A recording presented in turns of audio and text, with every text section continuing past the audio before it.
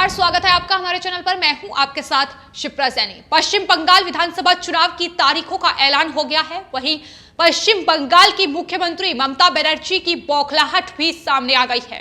Election commission पर ही सवाल उठाए हैं ममता बनर्जी ने और कहा है कि दरअसल बीजेपी के इशारे पर इलेक्शन कमीशन ने इन तारीखों का ऐलान किया है। तो ममता बनर्जी को यह नहीं भूलना चाहिए कि 2016 जब विधानसभा चुनाव हुए थे तो उसमें भी 6 चरण में मतदान हुए थे।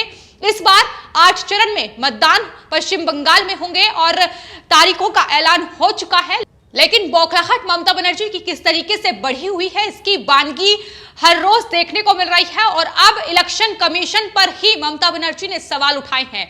जाहिर तौर पर इलेक्शन कमीशन के द्वारा ये कहा गया है कि जो भी संवेदनशील क्षेत्र हैं उनकी वीडियोग्राफी होगी।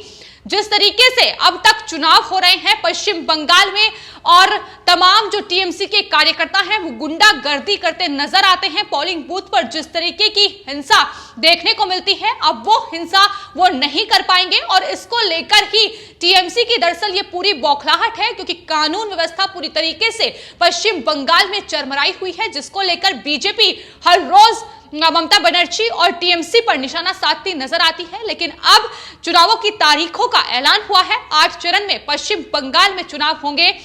294 विधानसभा सीटें हैं जिसके लिए चुनाव की तारीखों का ऐलान इलेक्शन कमीशन ने किया है। लेकिन इस पर ममता बनर्जी ने प्रेस कॉन्फ्रेंस की और प्रेस कॉन्फ्रेंस करते हुए चुनाव आयोग पर सवाल उठाए। इसके साथ ही उन्होंने कहा कि दरअसल बीजेपी के हिसाब से तारीखों का ऐलान हुआ है। सवालिया लहजे में मुख्यमंत्री ममता बनर्जी ने पूछा कि आखिर एक जिले में 3 चरण में मतदान क्यों करवाए जा रहे हैं। उन्होंने साथ ही यह भी कहा कि इस बार पश्चिम बंगाल में 8 चरण में खेल खेला जाएगा। तो साफ तौर पर जिस तरीके से वो लगातार नरेंद्र मोदी प्रधानमंत्री देश के और गृह मंत्री अमित शाह पर निशाना साध रही हैं, ये समझ में आ रहा है कि जिस तरीके से पश्चिम बंगाल में बीजेपी ने अपना ये चुनावी बुगुल फूका है और किस तरीके से टीएमसी को एक पूरी तरीके से धराशायी करने की कोशिश पश्चिम बंगाल में बीजेपी की ओर से पुरजोर तरीके से जारी है, उसका ही नतीजा है कि लगातार पश्चिम बंगाल की मुख्यमंत्री बीजेपी और साथ ही देश के प्रधानमंत्री नरेंद्र मोदी और गृह मंत्री अमित शाह पर टिप्पणी करने से बाज नहीं आ रही है और एक बार फिर से प्रेस कॉन्फ्रेंस करते हुए इलेक्शन कमीशन पर सवाल उठाए। साथ ही प्रधानमंत्री और गृह मंत्री अमित शाह से भी डरी हुई नजर आई। तो इलेक्शन कमीशन ने तमाम राज्य, देश के 5 राज्यों में विधानसभा चुनाव होने हैं जिनके लिए तारीखों का ऐलान किया गया है। लेकिन किस तरीके से विपक्ष लगातार सवाल उठा रहा है, इसकी बानगी देखने को मिल रही है। न सिर्फ ममता बनर्जी बल्कि सीपीआईएम के नेता सीताराम येचुरी ने भी 8 फेज में जो इलेक्शन पश्चिम बंगाल में हो रहे हैं उसको लेकर सवाल किया है। तो फिलहाल पश्चिम बंगाल में बीजेपी का चुनावी कैंपेन ये बता रहा है कि ममता बनर्जी को अपनी हार का डर सता रहा है और यही वजह है कि उन्होंने अब इलेक्शन कमीशन पर ही सवाल उठाए हैं। ममता बनर्जी ने कहा है कि राज्य चुनाव के लिए केंद्र अपनी शक्तियों का दुरुपयोग नहीं कर सकता है। अगर वो ऐसा करता है तो ये बड़ी गड़बड़ी होगी। आम लोग हैं, हम अपनी लड़ाई लड़ेंगे। चुनाव आयोग से धन के दुरुपयोग को रोकने का अनुरोध करें, ये ममता बनर्जी ने कहा है। और बीजेपी पर तमाम बड़े आरोप अब ममता बनर्जी की ओर से लगाए जा रहे हैं। उन्होंने कहा कि बीजेपी ने सभी डिस्ट्रिक्ट को एजेंसियों के माध्यम से पैसा भेजा है। तो ये तमाम बड़े आरोप लगातार पश्चिम बंगाल में टीएमसी की ओर से बीजेपी पर लगाए जा रहे हैं। लेकिन चुनावों के लिए जो तारीखों का ऐलान हुआ है वो इलेक्शन कमीशन की ओर से किया गया है। तमाम कोरोना गाइडलाइंस का ध्यान रखा गया है और लगातार तमाम चीजों का बंदोबस्त करके ही उसके बाद ही इलेक्शन कमीशन ने इन तमाम तारीखों का ऐलान किया है। लेकिन इसको लेकर किस तरीके से ममता बनर्जी की बौखलाहट है ये लगातार देखने को मिल रहा है। और आपको बता दें, इससे पहले 2016 में जो विधानसभा चुनाव पश्चिम बंगाल में हुए थे उसमें तृणमूल कांग्रेस की सरकार बनी थी, यानी टीएमसी जीती थी, जिसमें 6 चरणों में मतदान हुए थे। लेकिन इस बार प्रेस कॉन्फ्रेंस करते हुए चूंकि बीजेपी को घेरना है, जिस तरीके से बीजेपी ने पश्चिम बंगाल में अपना वर्चस्व बढ़ा लिया है, कांटे का मुकाबला लगातार देखने को मिल रहा है। इसको लेकर पश्चिम बंगाल की मुख्यमंत्री ममता बनर्जी ने कहा है कि दरअसल दूसरे राज्यों की तरह पश्चिम बंगाल में भी 1 चरण में मतदान क्यों नहीं करवाया जा रहा है, इसको लेकर उन्होंने सवाल खड़ा किया है। तो पूरी तरीके से बौखलाहट दिख रही है कि टीएमसी लगातार पश्चिम बंगाल में कमजोर हो रही है और इस बार इतने सालों से वो टीएमसी पश्चिम बंगाल में राज कर रही है, लेकिन इस बार अपनी सत्ता को खोने का डर सता रहा है और यही वजह है कि बौखलाहट में लगातार चुनावी रैलियों के जरिए हो या फिर सरकार की तमाम योजनाओं का विरोध करना हो या अब जिस तरीके से इलेक्शन कमीशन ने तमाम 5 राज्यों के चुनावों की तारीखों का ऐलान किया है और खासतौर पर पश्चिम बंगाल में 294 सीटों पर 8 चरण में मतदान की तारीखों का ऐलान हो गया है, उसको लेकर ममता बनर्जी न सिर्फ इलेक्शन कमीशन बल्कि सरकार को घेर रही है और कह रही है कि केंद्र अपनी शक्तियों का राज्य में दुरुपयोग ना करे। तो ये तमाम बौखलाहट है जो लगातार सामने आ रही है, लेकिन दूसरी ओर बीजेपी पुरजोर तरीके से पश्चिम बंगाल से लेकर केरल, तमिलनाडु और साथ ही पुदुचेरी तक चुनावी बिगुल अपना फूंक चुकी है। तमाम जो केंद्रीय मंत्री हैं वो बड़े पैमाने पर पश्चिम बंगाल में चुनावी रैलियां कर रहे हैं, फिर चाहे स्मृति ईरानी हो या फिर जेपी नड्डा हो, गृह मंत्री अमित शाह हो या प्रधानमंत्री नरेंद्र मोदी हो, तमाम रैलियों के जरिए जनता को ये पूरी तरीके से बताने की कोशिश हो रही है कि किस तरीके से बीते सालों में टीएमसी के शासनकाल में पश्चिम बंगाल की जनता किस तरीके से बेहाल नजर आई है, किस तरीके से कानून व्यवस्था पूरी तरीके से चरमराती नजर आई है और इसकी बानगी, इसकी तस्वीरें तो हर रोज देखने को मिल रही है।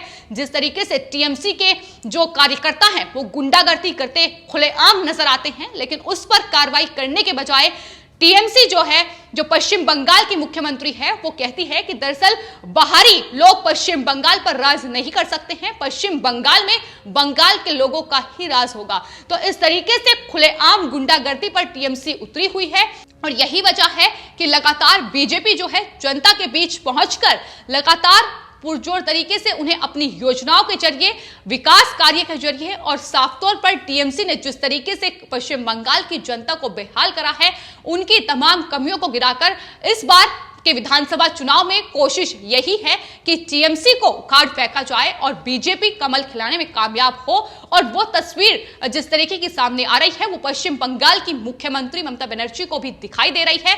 तो यही वजह है कि ममता बनर्जी की ओर से नए नए हथकंडे लगातार अपनाए जा रहे हैं। प्रेस कॉन्फ्रेंस करते हुए न सिर्फ इलेक्शन कमीशन पर सवाल खड़े किए, बीजेपी को निशाने पर लिया, बल्कि तमाम तरीके से ममता बनर्जी ने 8 चरण में जो मतदान हो रहे हैं उस पर सवाल खड़ा किया। उन्होंने कहा कि वो इलेक्शन कमीशन के फैसले का सम्मान करती हैं, लेकिन जिस तरीके से साउथ 24 परगना जो कि टीएमसी का एक गढ़ है, उसमें 3 फेज में जो वोटिंग कराने का फैसला किया गया है, दरअसल वो अमित शाह और प्रधानमंत्री नरेंद्र मोदी ने अपनी सुविधा के मुताबिक किया है। तो ये तमाम आरोप लगातार टीएमसी की मुख्यमंत्री है पश्चिम बंगाल की ममता बनर्जी, उनकी ओर से तमाम ये आरोप लगाए जा रहे हैं। लेकिन फिलहाल सवाल ये बना हुआ है कि क्या ममता बनर्जी जो ये कह रही हैं कि दरअसल इलेक्शन कमीशन ने बीजेपी के इशारे पर ये काम किया है, तो क्या इलेक्शन कमीशन अब टीएमसी के इशारे पर काम करेगा? ये सवाल ममता बनर्जी से जरूर पूछना चाहिए कि आखिर वो चाहती क्या है।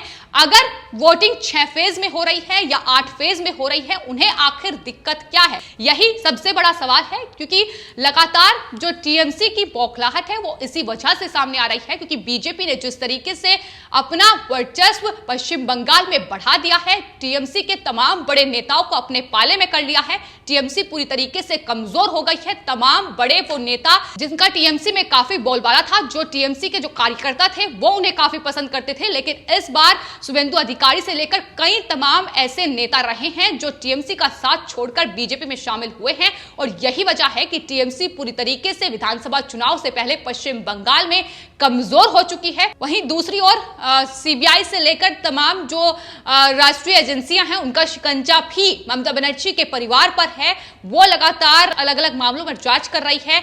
वहीं यही वजह है कि लगातार जो बौखलाहट है वो ममता बनर्जी के सामने आ रही है। इसके अलावा उन्होंने ये भी कहा है कि दरअसल मैं इलेक्शन कमीशन से ये दरख्वास्त करूंगी कि वो पश्चिम बंगाल को अपना राज्य समझे, ना कि बीजेपी की नजरों से देखे। तो जैसे कि हमने कहा कि ये पूरी बौखलाहट ही है पश्चिम बंगाल की मुख्यमंत्री की जो सामने आ रही है। इलेक्शन कमीशन पर ही पूरे सवाल खड़े किए जा रहे हैं। तो सवाल यही बना हुआ है कि क्या इलेक्शन कमीशन अब टीएमसी के इशारों पर काम करेगा, जो कि ममता बनर्जी चाहती हैं, लेकिन ऐसा नहीं होगा।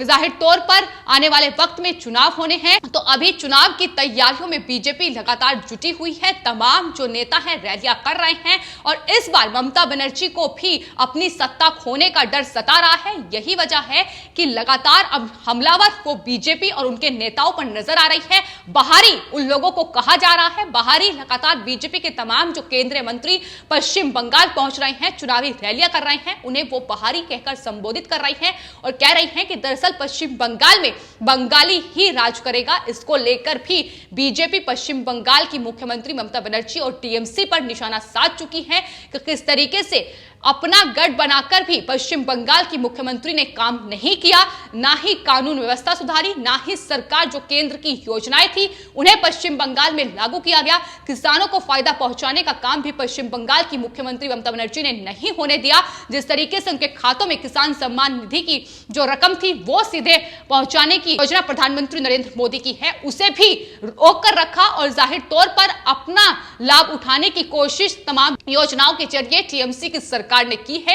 ये तमाम चीजें हैं जिसको गिनाने का काम बीजेपी की ओर से किया जा रहा है और यही वजह है कि जो भीड़, जो तादाद रैलियों में नजर आ रही है, उसे देखकर अब ममता बनर्जी को अपनी हार का डर सता रहा है। 2021 विधानसभा चुनाव पश्चिम बंगाल का ममता बनर्जी के हाथों से फिसलता नजर आ रहा है। यही वजह है कि अब लगातार इलेक्शन कमीशन और अब चुनाव की तारीखों पर ममता बनर्जी की ये बौखलाहट सामने आ रही है। अब यही वजह है कि पश्चिम बंगाल की मुख्यमंत्री ममता बनर्जी गृह मंत्री अमित शाह को घेर रही हैं और कह रही हैं कि दरअसल उन्हें देश के लिए काम करना चाहिए, अपनी पावर का मिसयूज इलेक्शन कमीशन के लिए नहीं करना चाहिए। और इसके अलावा प्रधानमंत्री नरेंद्र मोदी का स्वागत करते हुए उन्होंने कहा कि अपनी पावर का इस्तेमाल वो पश्चिम बंगाल के लिए ना करें।